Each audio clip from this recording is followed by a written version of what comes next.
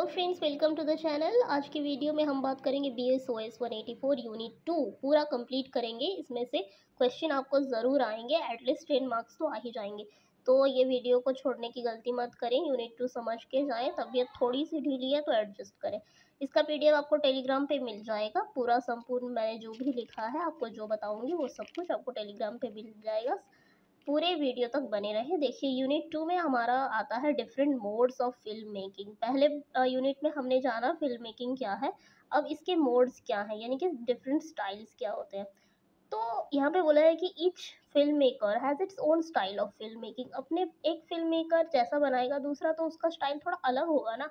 हर इंसान अलग होता है, तो फिल्म मेकिंग के स्टाइल्स भी अलग होते हैं। तो इस हिसाब से जो बिल निकोल्स है, इन्होंने 6 तरह के मोड को आइडेंटिफाई किया है। क्या क्या है देख लेते हैं। Poetic, एक्सपोजिटोरी, observational, participatory, reflexive and performative.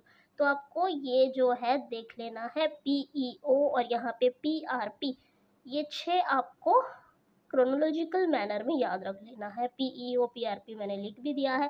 तो पहले जानेंगे कि पोएटिक मोड यानी कि क्या होता है। ठीक है, पोएटिक मोड सबसे पहले आता है हमारा 1920 में इंट्रोड्यूस होता है। Such mode is not a linear mode. The filming style moves away from the simple factual telling of a story. The actors are not cast as full bodied characters. This poetic mode gives us alternative forms of reality. तो आप poetic mode से ना समझ लें कि एकदम poetic है, ये अनरियल होगा, नहीं, ये भी रियलिटिक है। ये भी रियलिटी का है, लेकिन ये अल्टरनेटिव फॉर्म में होता है, पोएटिक की तरह होता है, मतलब अच्छा होता है। ठीक है, मतलब थोड़े पोइट्री के लैंग्वेज में होता है। समझ रहे हो, पोइट्री के लैंग्वेज में होता है, डायरेक्टली नहीं दिखाया देता।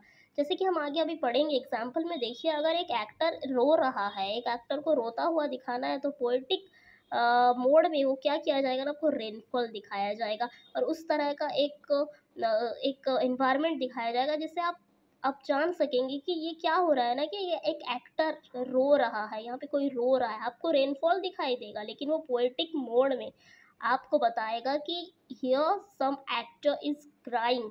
तो ये होता है पोएटिक मोड। यहाँ पे रियलिटी बताया जाता है, लेकिन ये पोएटिक मोड में होता है। To show a person running, the poetic mode could show the beauty of a horse racing. अगर एक पोएट को आपको दिखाना है, फिल्म मेकर को क्या दिखाना है ना, कि कोई आदमी जो है वो दौड़ रहा है, तो वो आपको क्या दिखाएगा, हॉर्स रेसिंग दिखाएगा।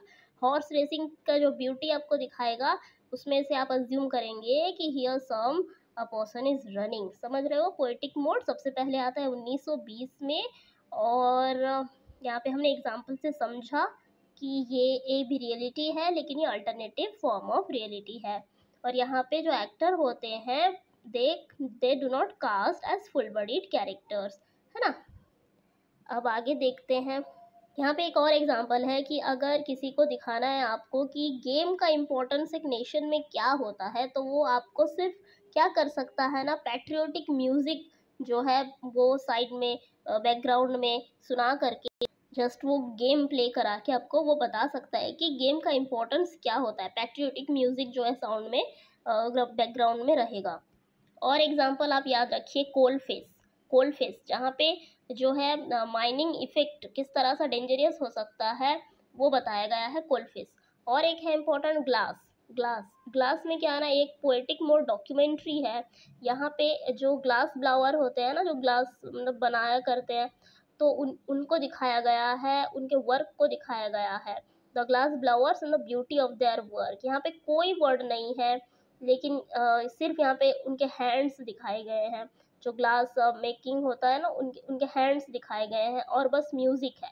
ठीक है, this mode gives us an alternative form of reality. बिल्कुल हमने अभी जाना, instead of just telling us about the reality in a straight forward manner. बिल्कुल हमने अभी पढ़ा कि जस्ट स्ट्रेट फॉरवर्ड में नहीं बता के यहाँ पे जो है पोएटिक मोड में होता है, घुमा फिरा के अच्छे से ब्यूटी की तरह बताया जाता है। नेक्स्ट है हमारा एक्सपोजिटोरी डॉक्यूमेंट्री। तो एक्सपोजिटोरी से हमारे माइंड में आता है कि यहाँ पे कुछ एक्सपोज करना चाहता है फिल्म मेकर, कुछ एक्सप्लेन करना चाहता है ना। तो ये भी 1920 में अरोज होता है, लेकिन आज तक भी ये काफ़ी पॉपुलर है। तो यहाँ पे ये क्यों आया ना, ये बताता है कि ये डिससेटिस्फैक्शन से आया कि बस फिक्शन फिल्म क्यों होते हैं, है ना। तो फिक्शन फिल्म से जो डिससेटिस्फैक्शन है उससे ओवरकम करने के लिए एक्सपोजिटरी डॉक्यूमेंट्री बनाया गया। तो यहाँ पे जो व्यूअर है वो डायरेक्टली आपको एड्रेस किया जाता है, बिना कोई टाइटल, बिना कोई वॉइस के। यहाँ पे आर्ग्यूमेंट, ये एक वर्ड आपको याद रखना है, यहाँ पे आर्ग्यूमेंट होता है। It advances argument about historical world. It is non synchronous, यानी कि off screen sound prevails. Off screen sound होता है, नॉन स्क्रीनोस होता है। Editing generally maintains rhetorical continuity more than temporal. Voice of God commentary prevails. तो voice of God क्या है, ये एक कमेंट्री मोड है। It is a commentary mode in which the speaker is heard but not seen. यहाँ पे speaker को सुना जा सकता है लेकिन देखा नहीं जा सकता। याद रखिएगा, वॉइस ऑफ गॉड ये एक्सपोजिटोरी डॉक्यूमेंट्री से रिलेटेड है। और वॉइस ऑफ गॉड में हमें साउंड सुनाई देता है, लेकिन जो कौन नहीं दिखाई देता, जो बोल रहा है स्पीकर नहीं दिखाई देता। लेकिन यहाँ पे तो हमने पढ़ा कि it addresses viewer directly without titles और वॉइसेस। फिर यहाँ पे तो स्पीकर का वॉइस आ रहा है। तो आई थिंक जनरली ज़्यादातर में ऐसा ही होता है, ठीक है। जनरली एक्सपोजिटरी डॉक्यूमेंट्री में ज़्यादातर ऐसा ही होता है कि टाइटल नहीं होता, वॉइसेस नहीं होते, व्यूअर से डायरेक्टली एड्रेस किए जाते हैं। लेकिन ये भी यूज़ होता है अगर अगर हमारा स्पीकर दिखाई नहीं देता और वॉइस आ रहा है, यानी कि ये वॉइस ऑफ गॉड कमेंट्री है, ठीक है। वॉइस ऑफ गॉड जो है, इसके इस कमेंट्री के आधार पे कौन कौन से हमारे एग्जाम्पल देख लेते हैं। Happy by Morgan Lewis. Happy जो फिल्म है ये एक्सपोजिटरी डॉक्यूमेंट्री है by Morgan Lewis. Second one, a love story dubbed in Hindi by Amitabh Bachchan. So these are expository mode. तो एग्जाम्पल्स भी आप सभी के याद रखिएगा। यहाँ पे मैंने कोल्ड फेस बताया, ग्लास बताया, यहाँ पे हमने यहाँ पे हैप्पी बताया है ना, अमिताभ बच्चन जी का ये वाला बताया, और वॉइस ऑफ गॉड इससे रिलेटेड है, ये भी आपको याद रखना। नेक्स्ट हमारा है ऑब्जर्वेशनल डॉक्यूमेंट्री। यहाँ से माइंड में आना चाहिए कि कुछ ऑब्जर्व, जो फिल्म मेकर है उसने कुछ ऑब्जर्व किया है, ठीक है। ऑब्जर्वेशनल, ऑब्जर्व किया होगा तो it is characterised by paradigm depiction of everyday life. बिल्कुल किसी के रोजमर्रा की जिंदगी को देख करके, किसी ने ऑब्जर्व करके फिर ये डॉक्यूमेंट्री बनाया होगा, है ना। तो ये सब आप लोग पढ़ लीजिएगा। फिर हमारा यहाँ पे मैंने लिखा है कि its sense of observation comes from. तो इस तरह का ऑब्जर्वेशन हर कोई नहीं कर सकता, हर कोई ऑब्जर्वेशनल डॉक्यूमेंट्री नहीं लिख सकता। तो एक फिल्म मेकर के अंदर कौन सा सी क्वालिटीज़ होने चाहिए जिससे वो इस तरह का डॉक्यूमेंट्री प्रेजेंट कर सके। तो यहाँ पे 1 2 3 4 ये 4 जो है क्वालिटीज़ बताए गए हैं जो एक फिल्म मेकर के अंदर होना चाहिए जिससे वो एक ऑब्जर्वेशनल डॉक्यूमेंट्री लिख पाए। तो पहला है ability of film maker to include representative and revealing moments, sound and images recorded at moment of observational filming in contrast to voice over of expository mode, है ना। तो डायरेक्टली वहाँ से पिक्चर लेना जाना चाहिए जिस मोमेंट की आप बात कर रहे हो।